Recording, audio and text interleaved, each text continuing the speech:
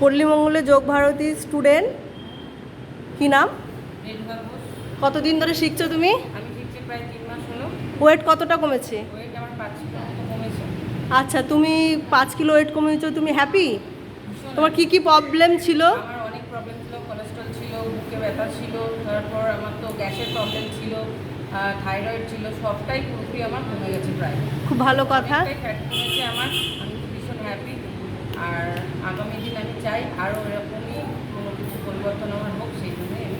তুমি একটা আসন করে দেখাও, দুটো আসন দেখাও, যেটা তোমার খুব পছন্দের আসন সেটা করে দেখাতে পারো। দেখো, পল্লীমঙ্গলে যোগ ভারতী স্টুডেন্ট 5 কিলো ওয়েট কমিয়েছে, সুস্থ আছে, অনেক রোগের জন্য এসেছিল এখানে। সবাই একটু হাততালি দেবে। খুব সুন্দর হয়েছে, হ্যাঁ ছাড়বে না, খুব সুন্দর হয়েছে আসনটি। Thank you, tata.